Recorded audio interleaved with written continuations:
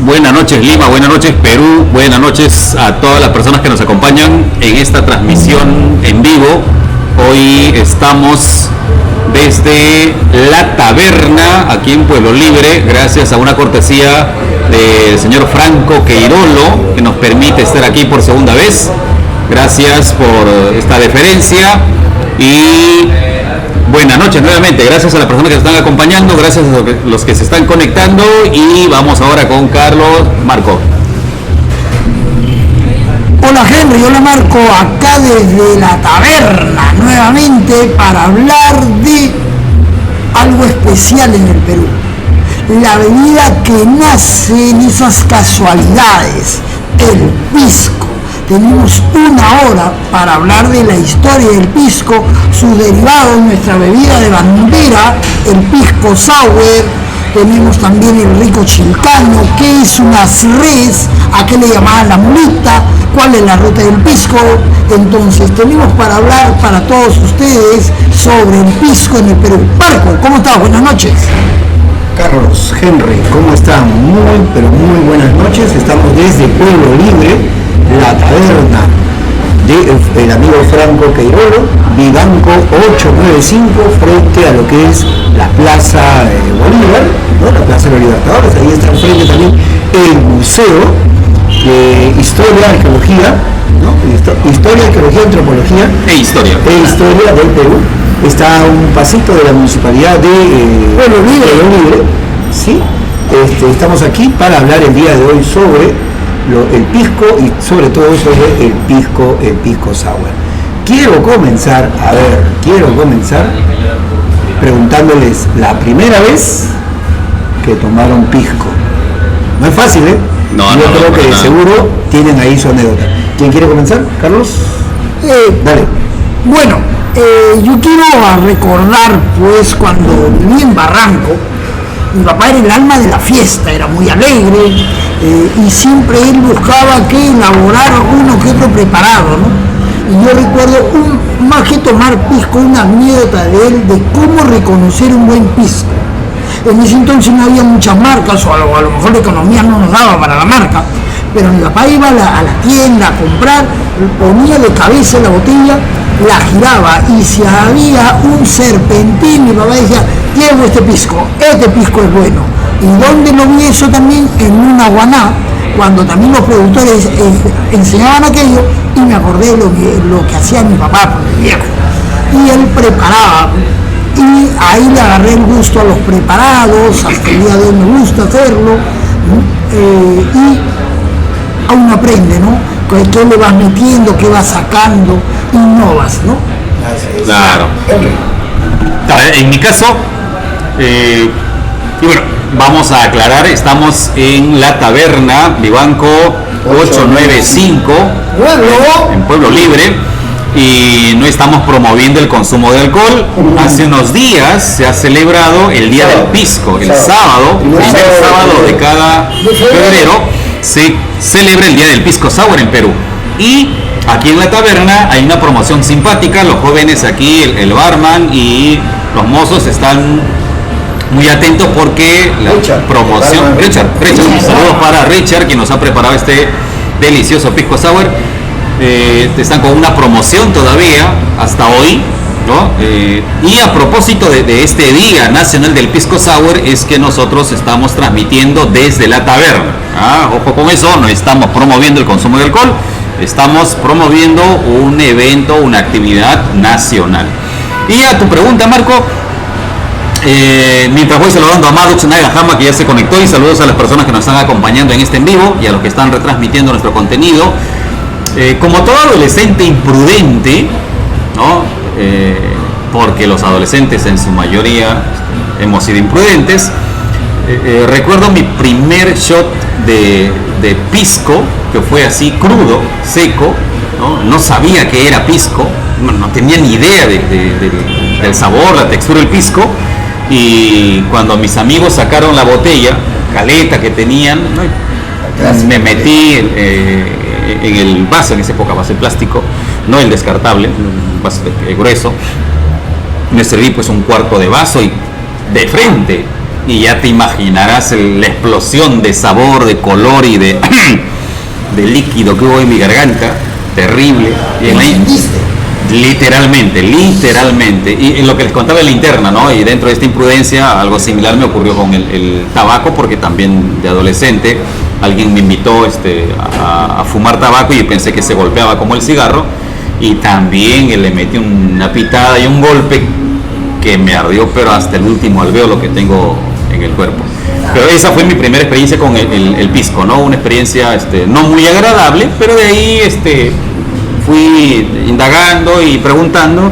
Y en mi casa, por ejemplo, mi cuñado Miguel Cartagena, que tiene familia en Chincha, es muy llevado a esta bebida espirituosa. Le encantan los distintos tipos de pisco y él tiene su colección ahí, ¿no? Vale. Sí. Marco. Marco, les hago una pregunta ahora. Dale. Ya, mientras tú vas hablando, van pensando. Ya. Permíteme. Dale. Ustedes saben que es una mulita, que es una res o una media res. Vamos pensando mientras Marcos comienza a saludar. Así es. Sí, estábamos contando lo de la anécdota. Y bueno, el pisco entra ahorita, pero exacto, porque Lima está sufriendo pues, ¿no? Unas temperaturas sobre los 30, que desde hace mucho tiempo no lo sentíamos, ¿no? Bueno, mi anécdota, pues, como tú has dicho, los adolescentes somos imprudentes. Y sobre todo, pues ya habíamos probado todo. Cuando nos preguntan, ¿has tomado esto? No decíamos no. Ya decíamos sí hace rato. Aventureros. Así es.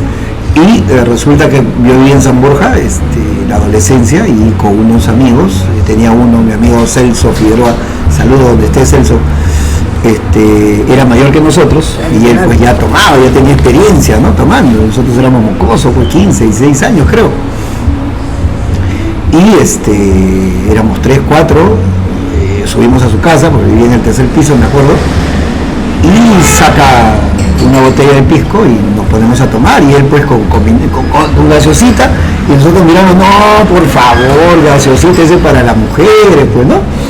Muchachos ochenteros. Y nos tomamos una botella de pisco puro, y llegamos para otra también, otra botella de pisco. Imagínate pues, ¿no? Cuando nos hemos parado, hemos abierto la puerta para irnos, para bajar, ¿no? Fueron los 3 pisos más espeluznantes, ¿no? Bajar nomás, imagínate, nosotros vivíamos al costado de ese edificio, pero cada escalón era una tortura. Pues, hay que saber tomar piso. Sí, me acuerdo mi amigo Toño Mechán, saludos a Toño Mechán, creo que también estaba mi amigo Armando, y bueno, mi amigo Celso Figueroa, que le decían Quique. Claro, Terrible. ¿Eh? Ya te imaginas la segunda parte, pues, ¿no? Hablar del pisco es entrarse en un mundo de creación de preparados, ¿no? El pisco es un licor que se presta para hacer diferentes preparados. Puedes preparar la algarrobina, ¿no? Con un producto del norte, puedes preparar el pisco sour, el chilcano, ¿no? El engañusta se presta. El pisco tiene esa particularidad, ¿no? Al igual que el ron, ¿no? Que preparar diferentes cócteles, ¿no? Como algunos llamaría tragos, ¿no? Claro, este es un canal de historia, que vamos a darle el contexto histórico a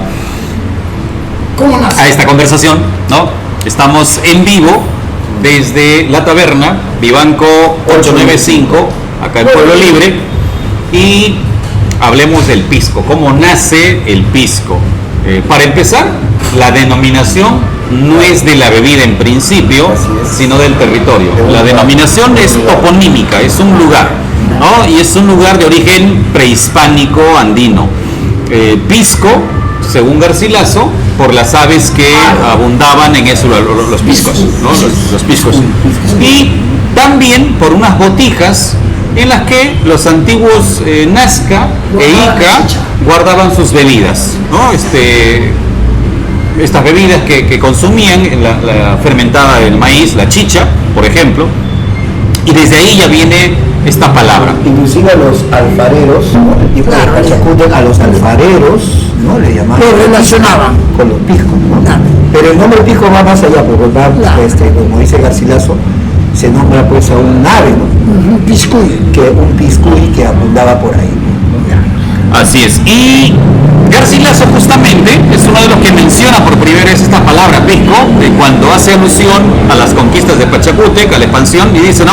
Luego de la conquista de Pisco e Ica se dirigieron al señorío de Chincha, dice, ¿no?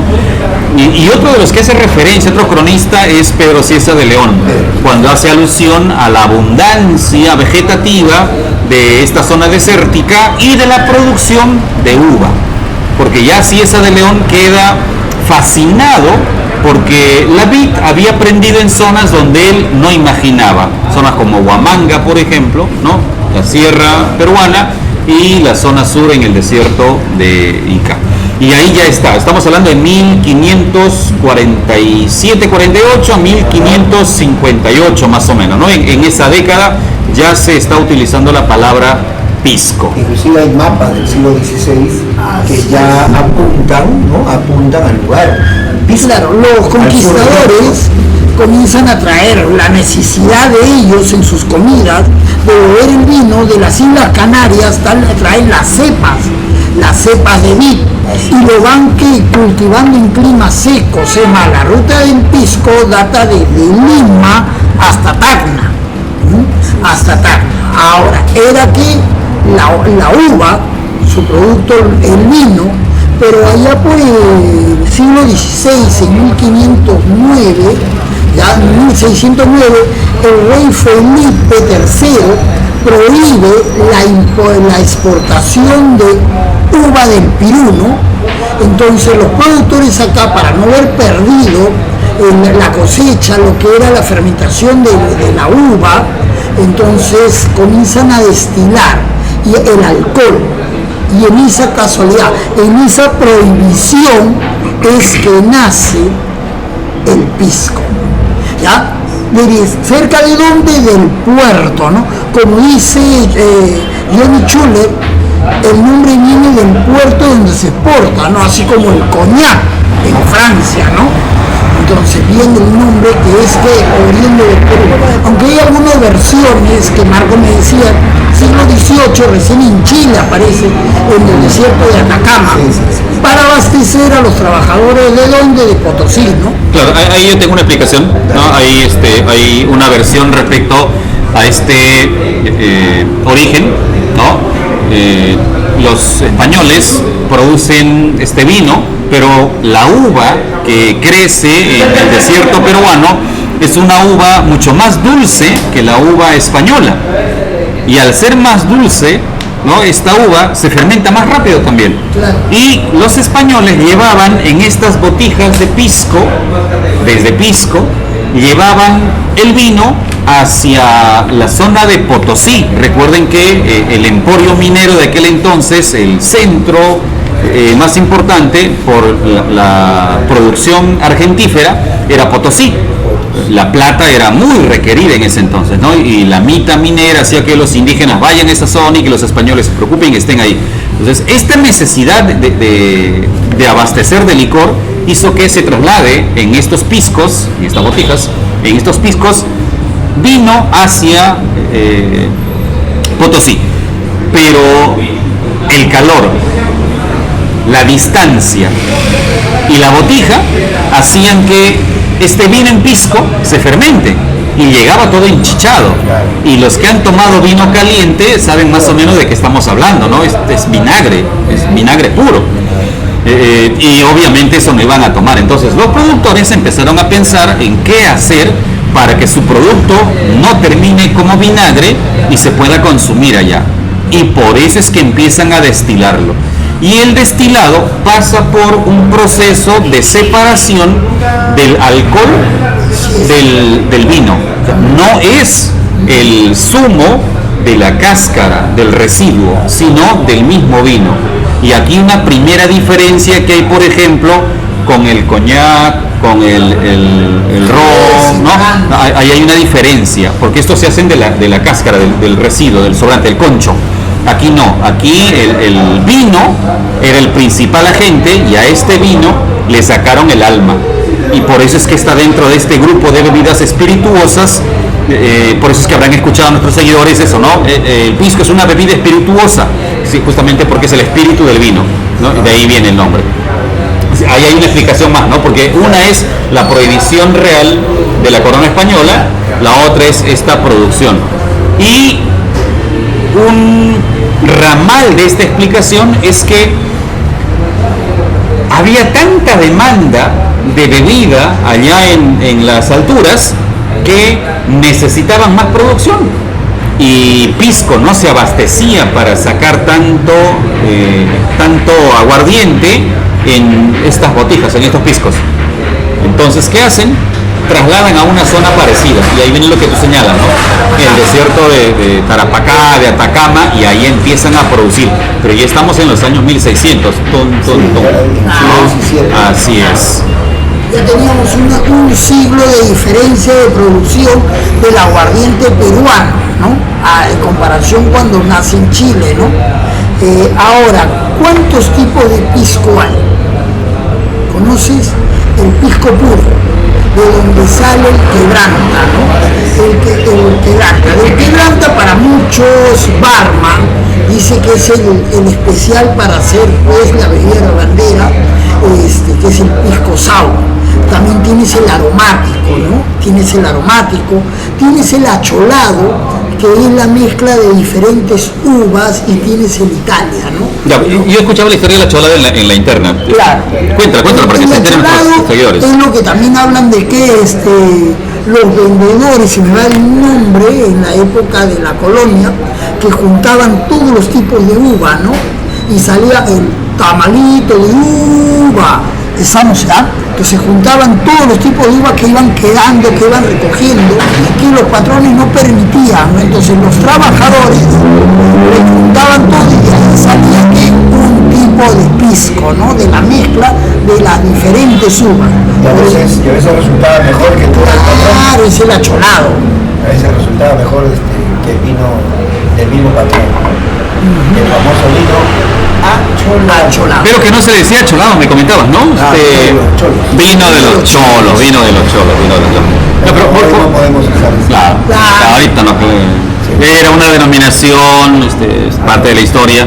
Pero volvamos a la explicación estábamos en el siglo XVII, ¿no? La producción de este aguardiente en estas botijas llamadas pisco, que salían hacia distintos lugares por una necesidad prohibitiva de la corona española y una necesidad comercial de abastecimiento al mercado interno, ¿no? Y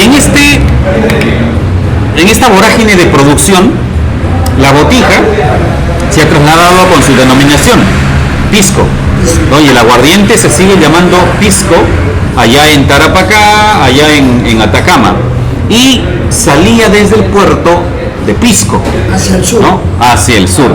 Por eso es que en algunos testamentos aparecen como heredad esa palabra, ¿no? Y aquí dejo 58 barricas de pisco, ¿no?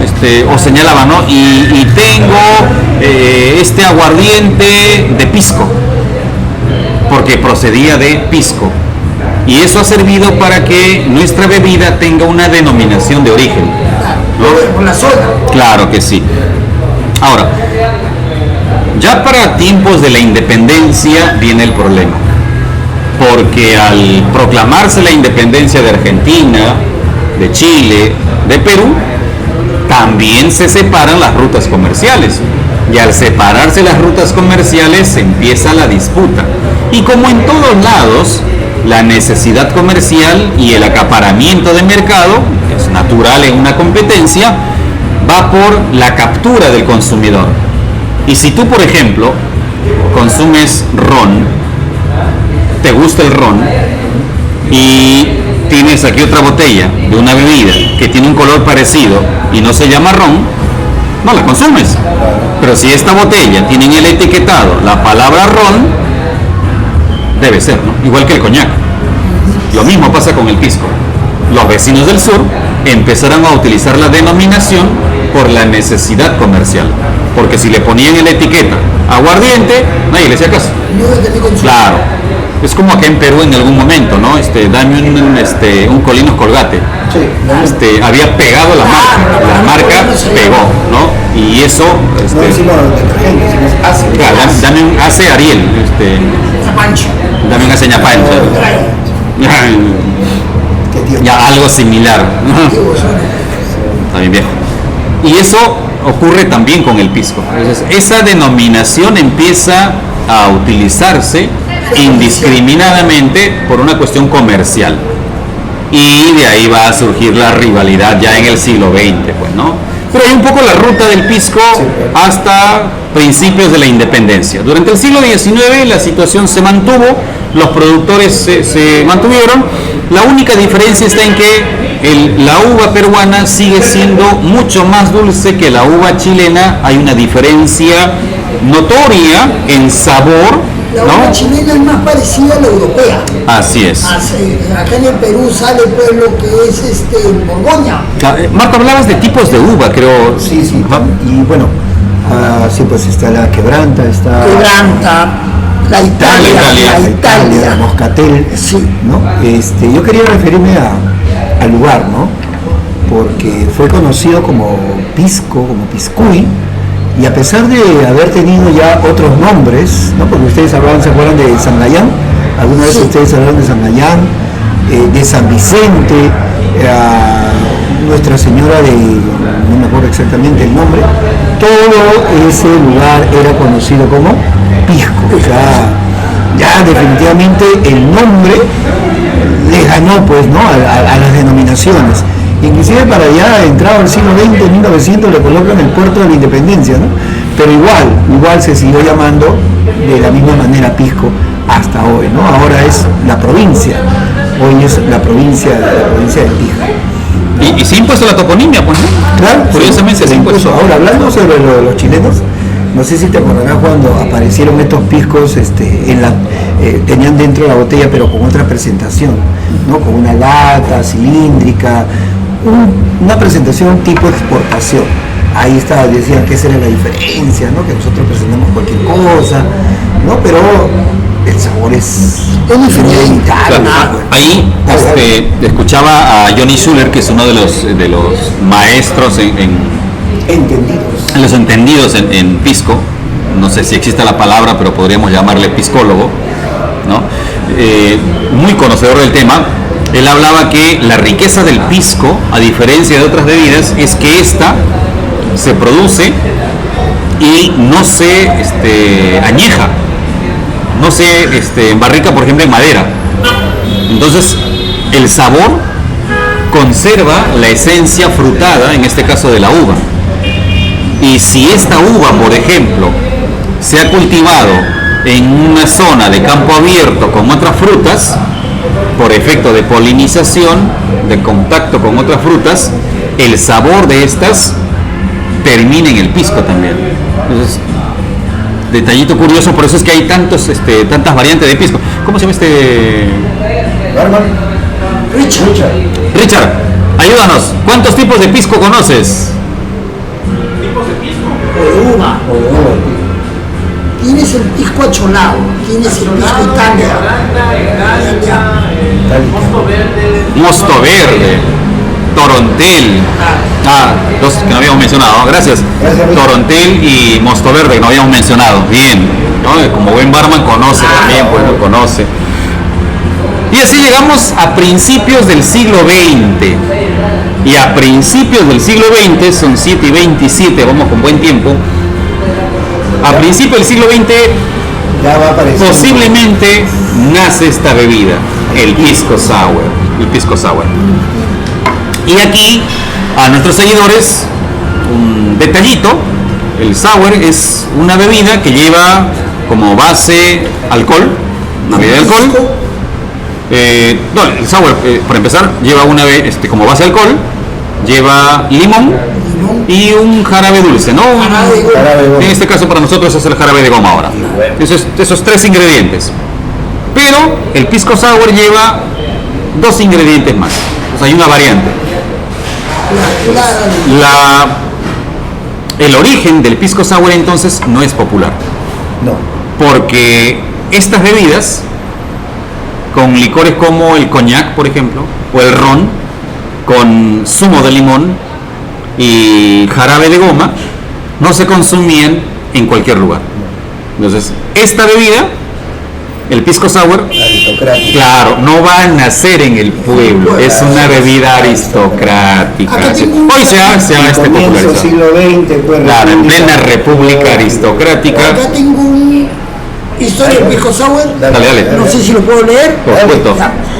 El famoso y peruanísimo pisco sour tuvo su origen en el tradicional bar del Hotel Marui, el hotel más antiguo del país, ubicado en la esquina de Ucayali con Carabaya, en pleno centro histórico de la ciudad, que vamos a estar también grabando, ¿no? Sobre la guerra, ¿no? La próxima semana. Ya está grabado, sale el 13. ¿Ya? Este trago fue creado en la década de los 20, claro, República Aristocrática, gracias al ingenio del barman Graciano Cabrera, quien combinó el exquisito pisco peruano con limón, jarabe y clara, batiéndolo en una coctelera y decorando con un par de gotas de amargo de angostura. Es así como el pisco sour ha dado la vuelta al mundo, convirtiéndose en uno de los aperitivos más cotizados. Y por eso decimos todos salud con el pisco sour. Salud. La bebida bandera del Perú. Y sigamos con la historia del pisco, la ruta del pisco. Ahí, por ejemplo, hay otra versión, les contaba en la interna, ¿no? Que antes que aparezca en el bar Marui, el famoso gringo Morris había creado su propio bar, el Morris Bar. Claro. ¿Ya? Y ahí prepara por primera vez el pisco sour. Es más, la primera receta que aparece publicada, no sé si en el Comercio, a ver, otro diario de la época, en la prensa, aparece en la prensa la primera receta del pisco sour. ¿Ya? Y los entendidos señalan que este pisco sour se inventó en Cerro de Pasco en una minera, porque este señor, el gringo Morris, se quedó sin el insumo principal con el licor que utilizaban, que era el whisky. Se quedó sin whisky, sin ron, y no le quedó otra que apelar a lo que había, ¿no? Y ese aguardiente conocido como pisco sirvió como insumo para que pueda preparar esta nueva bebida. Y le echó el pisco, el limón y el jarabe. Ahí quedó. Luego, cuando se traslada ya a Lima y crea su bar, aquí en su bar ya la receta se hace más conocida. Sin embargo, leía hace unos días en otro texto que algo similar ocurre en Ancash. En Ancash, no recuerdo exactamente la comunidad, pero también un asiento minero con presencia inglesa y con un barman que atendía en la barra y se quedó sin el licor y tuvo que apelar a su ingenio, utilizó el pisco como insumo. Este mismo barman es el que va a Cerro de Pasco, conoce al gringo Morris, le comparte la receta, el gringo Morris utiliza los productos, claro, y cuando viene a Lima ya lo utiliza. Entonces, ¿qué puedo deducir? Y es solo una hipótesis, que posiblemente por ser un insumo como el coñac, el ron, posiblemente en algunos lugares empezaron a recrear bebidas, porque el barman tiene esa particularidad, es un artista en la barra y dentro de su arte empieza a mezclar sabores, a combinar productos, y posiblemente en esta mezcla de productos decidieron utilizar en lugar del ron, en lugar del whisky o del coñac, pisco. Claro. Y le metieron pisco, limón, jarabe y nació el pre-pisco sour. ¿Por qué pre-pisco sour? Acaba de decir artista y Richard ha levantado el pecho, pero... Parecía algo real. Sí, Richard está, pero... Bien, un saludo a Richard, muy buen pisco. Buen pisco que se prepara acá en la taberna. ¿Que dónde está, Marco? Vivanco 895. Pueblo libre. Al frente. Déjalo que termine. Sigue. Ya, entonces, Richard, digo, el gringo Morris, en este arte creativo, te saca esa mezcla, pisco, limón, jarabe, y posiblemente, entre su equipo de bartenders, uno de ellos, cuando se va a Marui, ya le añade la clara de huevo. Y luego las gotitas de amargo de angostura. Pero ¿dónde se hace ya este famoso, exclusivo y elitista? Porque en ese momento fue así, fue elitista, es en el Hotel Bolívar. Claro, ahí sale el catedral. Claro, porque ya para la década del 20 el Perú está en plena conmemoración del centenario de la independencia. Son los tiempos de Augusto Bernardino Leguía, de quien hablaremos dentro de 15 días, ¿no? Se nos viene Leguía por fin, Claro. Ya le tocaba Leguía, con cariño como siempre. Y ya en el Hotel Bolívar es que la receta cobra fuerza, pero ya la receta que conocemos. Ya se masifica esta receta con la clara de huevo y el amargo de angostura. Pero hasta ahí es en coctelera, ¿no? Es un batido, no es en licuadora, porque en algunos lugares hay que aceptar también, en algunos lugares, por acelerar el proceso, le meten todos los insumos a la licuadora. Yo lo preparo así. Tiene su gusto, tiene su encanto, Sí. pero ahí están los insumos, ¿no? Ahí están los insumos. Muy bien. Seguimos aquí en la taberna Vivanco 895. Agradecemos la gentileza del señor Franco Queirolo, que por segunda vez nos está permitiendo pues grabar aquí en sus instalaciones. Agradecemos también a Richard, el barman. Gracias, Richard, por los exquisitos pisco sour de los cuales estamos compartiendo. Pregunta en el chat. A ver, dale, léelo. A ver, ¿qué dice? Claro, el pisco si es peruano, Carlos Merino Espinosa. próximo cadete de la Policía Nacional de Perú. Te pregunto. El pisco es peruano, sí es peruano, Carlos. Sí es peruano. Ya le hemos dicho que las primeras noticias del pisco en Chile, ¿no?, son del siglo XVIII. Acá es el siglo XVI. Por supuesto, y en el siglo XVI hay mapas del virreinato del Perú, donde ya aparece el lugar llamado Pisco, que por toponimia, ¿no?, y estamos sacando la conclusión que la toponimia ganó, pues, ¿no?, en este tipo de bebidas. Acá en esta zona se preparaba, pues, zona especial, ¿no?, donde hay poca humedad, ¿no?, hay clima seco, exquisito para lo que es la uva, pues, ¿no?, para lo que es pisco. Ya, pero para cerrar junto con Carlos Merino, donde se localiza, pues, las grandes industrias del pisco, claro, también. Para cerrar con Carlos Merino, voy a ser abogado del diablo. Pero si el pisco es una bebida, que es un destilado del vino mismo, de la uva, que se ha procesado como vino, y de ahí se le saca el espíritu mismo, que es el alcohol, y ese alcohol es cristalino, se convierte en pisco, y ese mismo proceso se sigue en el desierto de Atacama. ¿Por qué no se le llama pisco? Si es el mismo proceso, ¿por qué no llamarle pisco? Y la respuesta es que la denominación de esta bebida es una denominación de origen, y cuando es una denominación de origen, nadie más puede utilizarla, porque su nombre no es por el proceso, sino por la toponimia, por el lugar, como dice Marco, es por el lugar. La ruta del pisco era de Lima hasta Tacna, ¿ya? Y se dio, pues, el valle desde Paltivilca hasta, claro, el valle de surge en Lima, ¿no? En la bodega, por ejemplo, de la familia Queirolo, acá en Pueblo Libre. Tienes que en San Lorenzo, los Ugarelli, en Pachacámac, Cuatro Bocas, ¿no? Eran las rutas acá en Lima. Santa Cruz de Flores en Mala.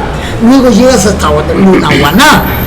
De Lunahuaná te puedes llegar a Pisco y Chincha, ¿no? Arequipa, Moquegua, hasta Tacna. Eso era la ruta del pisco, ¿no? Recuerdo en Chincha, tienes tu feria del pisco. Claro. Acá también. Las viñas, claro, en Surco, acá en Pueblo Libre. Las viñas, por favor. Recuerdo, pues, que te hacen probar, ¿no?, pisco y vino. Toda una cuadra. Sí, son como 2-3 cuadras, terminas, pero más movido. No, ahora, debemos aclarar que aquí en la taberna está Franco Queirolo. Nosotros quisimos pedir la voz autorizada de Franco Queirolo, pero él, por razones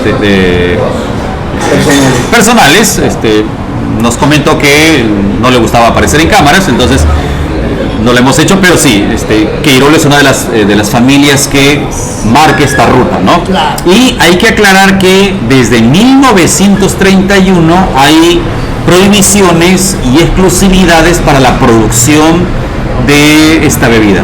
El pisco no se puede producir con esa denominación así nomás, ni siquiera en el Perú, solo en los lugares que ha mencionado Carlos. O sea, si alguien produce, por ejemplo, uva en Huancayo, ¿ya?, y la destila y la separa y la convierte en aguardiente, a ese aguardiente no le puede llamar pisco, no puede, porque la ley establece que solo se le llama pisco. En la franja costera, así es, hasta Tacna.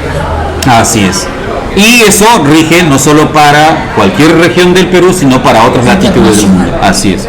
Lo mismo que ocurre con estas bebidas que mencionábamos al principio, ¿no? El coñac, por ejemplo, el oporto. Puerto de Portugal, Oporto. Así es. El Jerez. Así es. Distintos.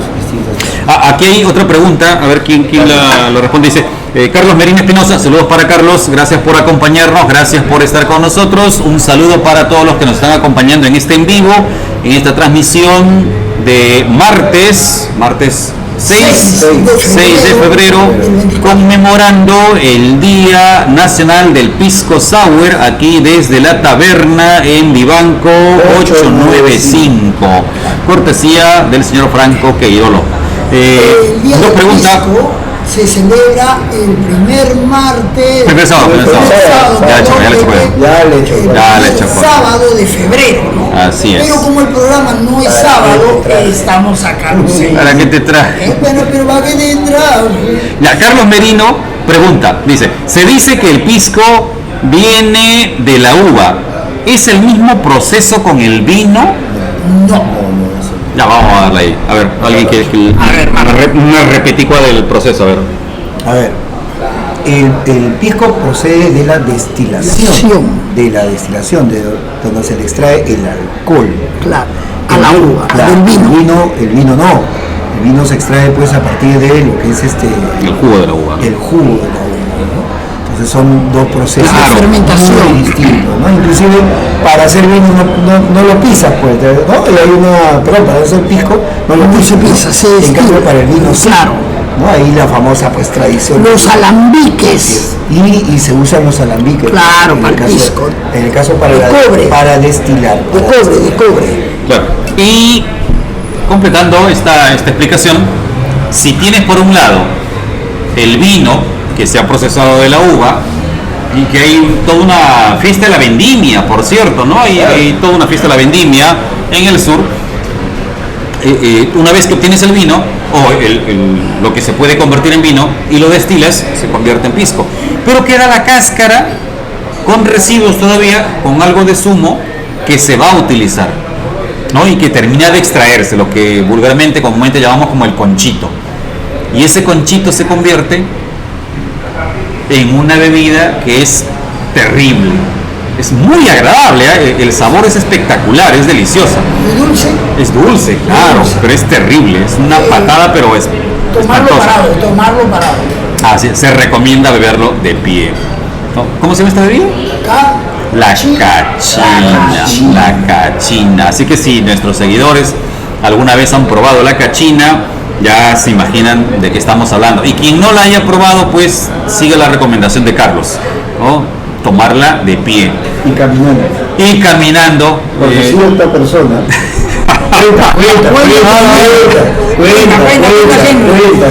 Bueno, saludos para mi esposa, para Edith Cartagena, saludos Edith.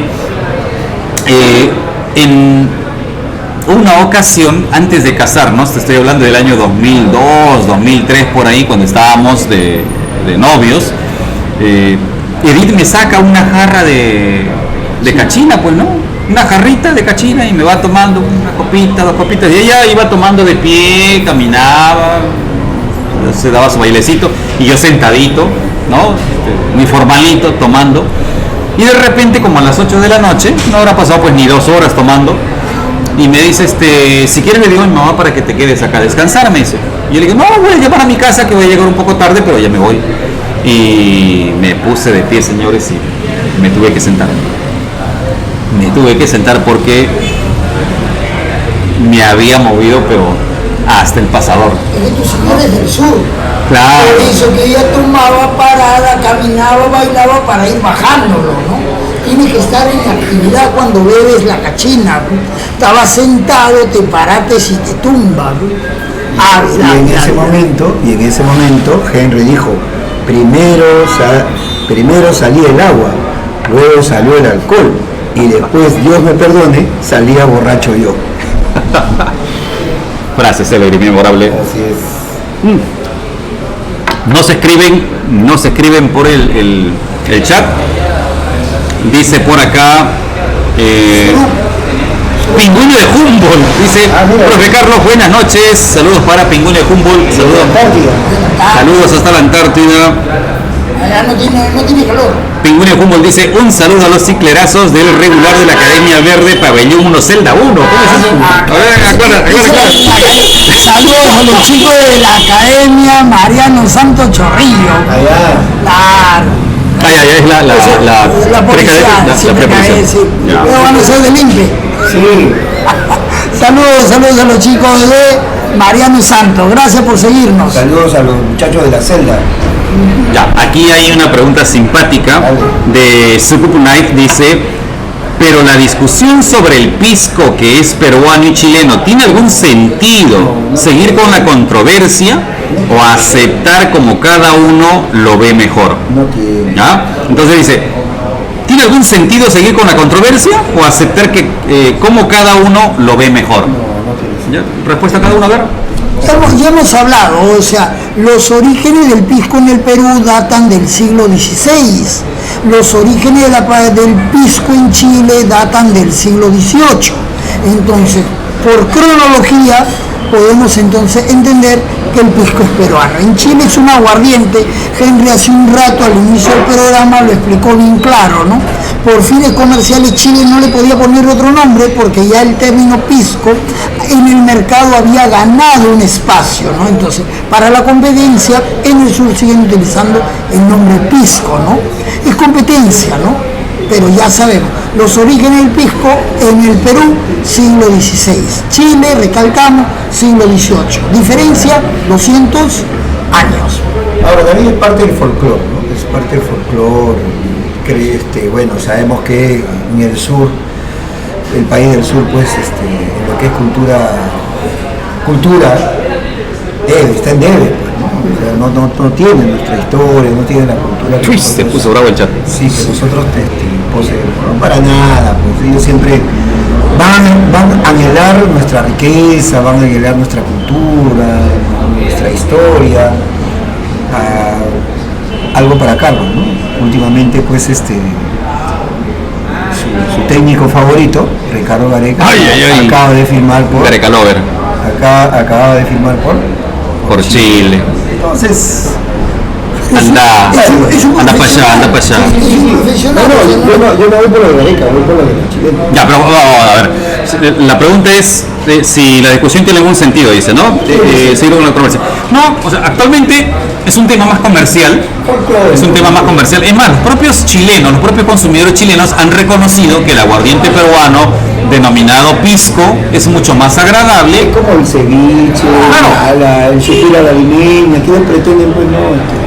Así es. Me hizo una pregunta ahí, Henry, no sé si puedes leer. Dale. Para yo poder contestarla. Ya, yo la leo. ¿La de Jeffrey?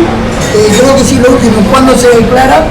Esa es otra. Ya, dejamos la de Jeffrey un ratito. Dice Maddox Nagahama, saludos para Maddox y para el Colegio Peruano Japonés La Unión, saludos. Dice, ¿cuándo se declaró el Día Nacional del Pisco? Instaurado el 6 de mayo de 6 de mayo de 1999. Gobierno de 99. Alberto Kenya. Fujimori. Soy inocente. Fujimori. Así es. 1999. El primer sábado de febrero, ¿no? Claro, ese es para el pisco y el pisco. Ahí a Jeffrey lo estamos esperando. Vamos con Jeffrey. Dice, a ver, Jeffrey Toshiro, saludos para Jeffrey Toshiro. Dice, ¿qué diferencia hay? Jeffrey, te estamos esperando. Ya se va a acabar el programa. Nos quedan 11 minutos. Toma taxi. Dice, ¿qué diferencia hay entre el pisco? No, esta es pregunta de un barman, no seas malo, salvaje. Vamos a llamar a Richard. Richard, atento. Dice, ¿qué diferencia hay entre el pisco acholado y el pisco quebranta? ¿Y cuál de ellos se usa para hacer pisco sour? Quebranta. Yo uso el pisco portón quebranta. Listo, Richard utiliza el pisco portón quebranta. Para portón siempre ha tenido Mejor textura. así es. El quebranta. Mayor calidad. Entonces, generalmente uso eso. Pero la diferencia entre el quebranta y el acholado, yo diría que sería El sabor. Muy bien, respuesta de Richard. Gracias, Richard. Bartender aquí, la especialista aquí de la taberna. Barman exclusivo de la taberna. Visítanos en Vivanco 895. Pueblo Libre. Se puso ahora el chat. Acá nos pregunta Pingüino Humboldt, dice, profe, ¿quién es su profe?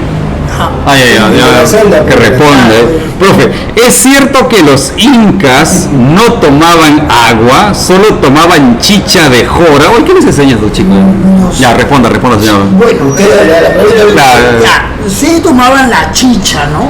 No, recuerda que acá la uva no es propia del Perú, lo traen los españoles. Y de la uva tienes el vino y tienes el pisco. Pero tomaban agua, sí, tomaban agua y claro, tomaban chicha. Claro. Y más, alguna vez leí que en los cerámicos Nazca que encontraron había una coloración morada, ¿no? Que dicen que fueron los primeros en elaborar la chicha morada, ¿no?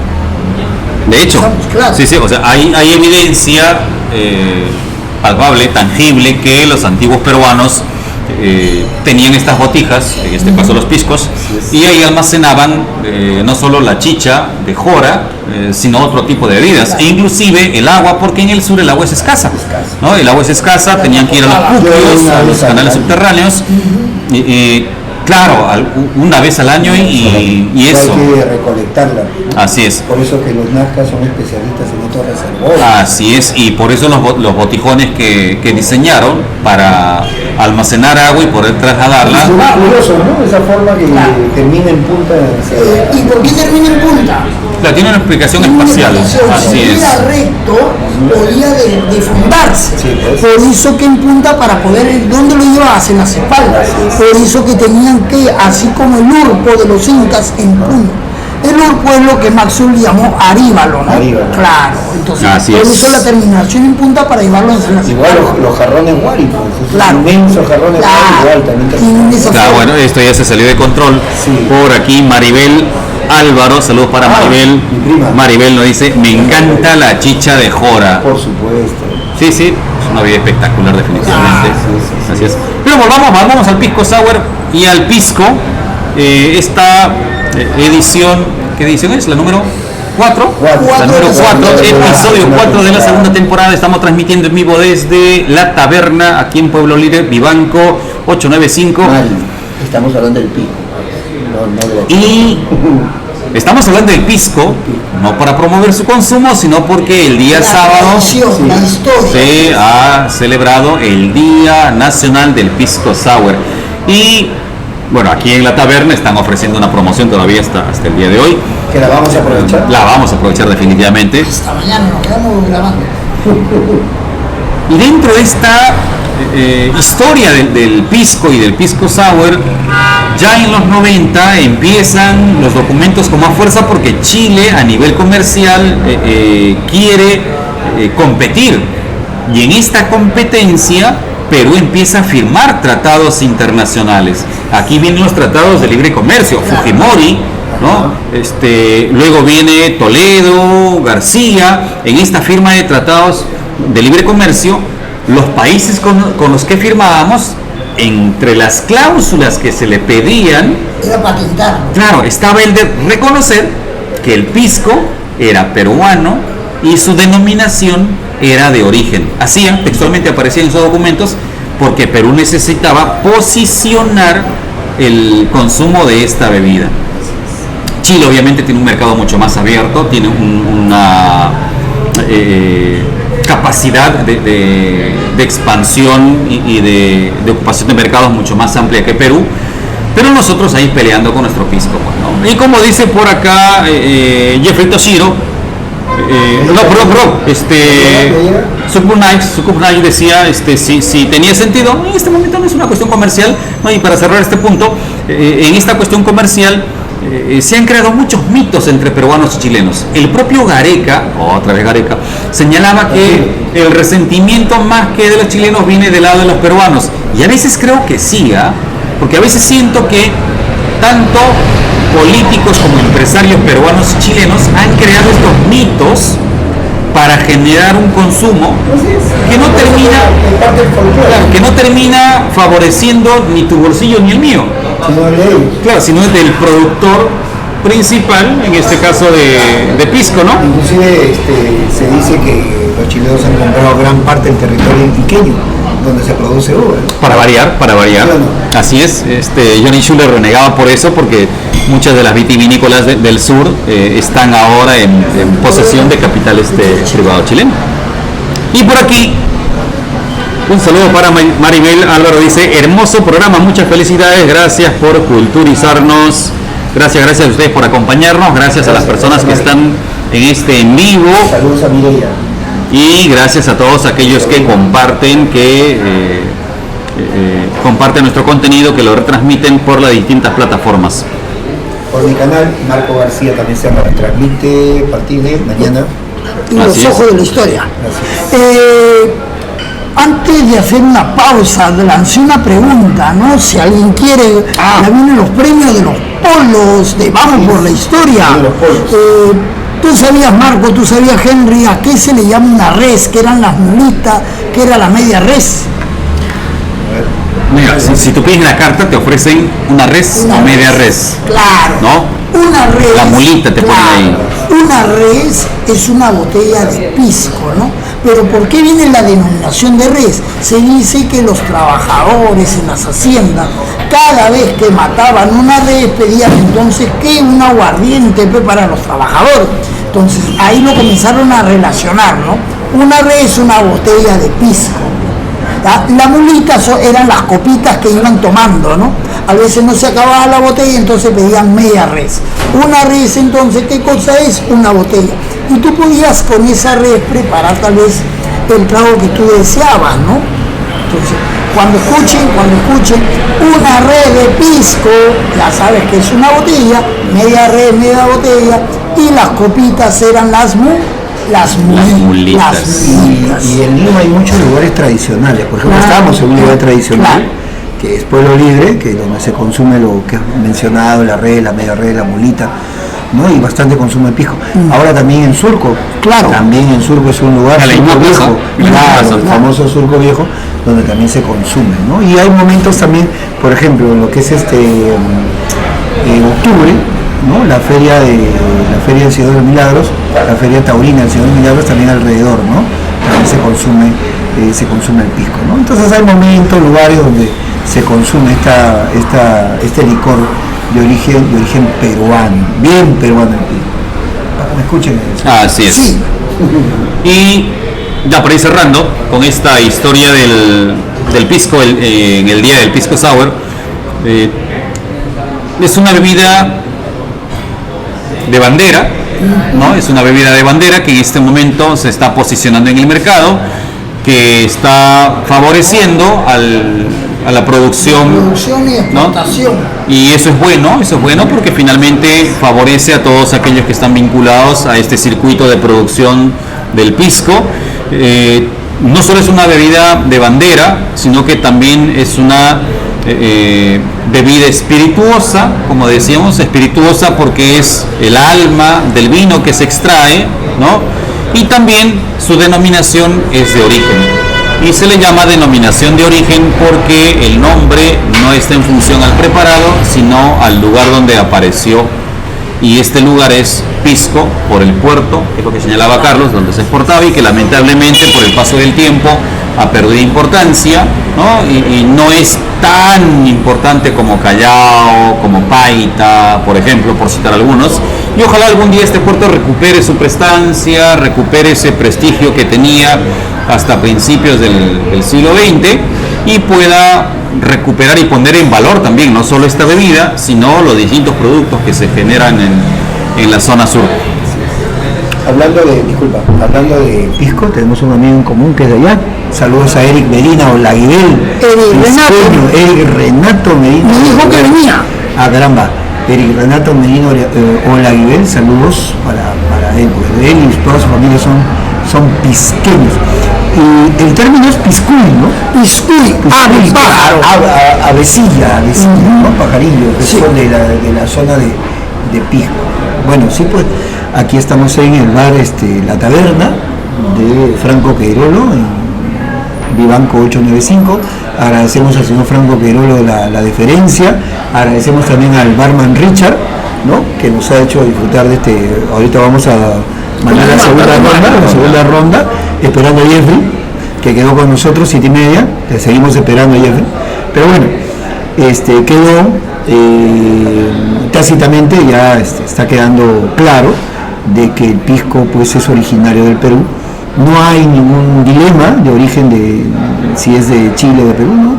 Y no por la preparación, no, Sino ni tradición, ni folclore, ni nada, ¿no? Es la toponimia, es el lugar donde se hizo el pisco, ¿no? Así como el coñac, así como el oporto, así como el champán, ¿no? Como el Jerez, o así como el Jerez, ¿no? Podemos decir que el pisco es bien peruano. Así es. ¿Y qué tenemos en el menú para el próximo martes? Porque ya nos dieron las 8. Sí, el día sábado, este sábado que pasó, hemos grabado en la casa de los defensores de Arica. Hemos grabado. Que también fue casa de Bolognesi. Sí, la casa de Bolognesi. Ahí está, hemos hecho unos pequeños videos ahí de promoción en el canal Vamos por la Historia. Este martes 13 sale el programa, ¿no? Vamos a tener un pequeño descanso este martes, pero sale de todas maneras el programa grabado pues en la sala de los defensores de Arica de la casa de Bolognesi y casa defensores de Arica. Y vamos a hablar sobre así es. La causa, los antecedentes de la guerra. Profe, pero ¿por qué? Me van a preguntar por qué el 13, porque el 14 de febrero de 1879 Chile inicia este conflicto con la invasión a Antofagasta. La ocupación de Antofagasta. La ocupación de Antofagasta. Y el martes 20 salimos con Leguía desde el cementerio. Natalicio de Leguía, sí, desde el cementerio maestro. También hablaremos del previsto maestro y tenemos un invitado. Un invitado de peso. De peso en la historia. Por si acaso, salimos desde el mismo cementerio. Ahora, a esta hora será, ahí se lo dejo. Así es. Pero mira, el día 13 entonces, el día 13 estamos transmitiendo para ustedes el tema interesante que siempre genera atención, controversia, es la guerra con Chile, antecedentes y causas. Y un martes después, el martes 20, hablar sobre Leguía, pero Leguía desde el cementerio Previsto Matías Maestro. Son las 8:02, 8:03 casi, y nos pregunta Pingüino Humboldt, ¿cuál es el mejor pisco que probaron? Eso es relativo, los gustos son relativos. Claro. Porque a veces se prueba el puro. Claro. Así es. Yo me quedo, por ejemplo, con el Quebranta. Para mí, sí. Es un pisco que a mí me agrada bastante. Pero el gusto mío es diferente al de Henry, al de Marco. O sea, eso es relativo, ¿no? Es como decirle a una persona qué tipo de chico te gusta, de chica te gusta. No. Creo que le ha chocado. No he chocado, es relativo, los gustos y sabores. Listo, muchachos, 8. En alianza, Y se acabó el cuento, no hay más. No escucharon nada. 8:03 casi 8:04, vamos cerrando el programa entonces, vamos despidiéndonos. Bueno, entonces nos vemos el martes 13 para hablar acerca de las causas antecedentes de la guerra del Pacífico. ¿Por qué era tan importante el guano, no? ¿Cuál era la importancia para el salitre para Estados Unidos, para Inglaterra? ¿Por qué Chile tenía ambiciones? ¿Cuál era la dejadez boliviana? Todas esas interrogantes y mucho más lo resolveremos en ese tema. Vamos por la historia con Henry, con Marcos y con Carlos. Vamos por la historia hasta la otra semana. Y despedimos, Henry, ¿algo más? Sí. Gracias a Franco Queirolo, gracias a la taberna por recibirnos nuevamente un martes. Esperamos volver para un siguiente episodio de Vamos por la Historia. No se olviden de seguirnos en nuestras redes, el canal Vamos por la Historia, pero también cada uno de nosotros en su canal, Marco García, Carlos Muñoz, Los Ojos de la Historia. Los Ojos de la Historia, y Henry Zapata, Henry Live, Henry en vivo para ustedes. Y nada, nos vemos el próximo martes. Nos vemos. Comparte, por favor, dale like. Gracias por seguirnos y acompañarnos. Dale like. Chao. Ahí vamos. ¿Se acabó? Dale 30 segundos. Ya, 30 segundos.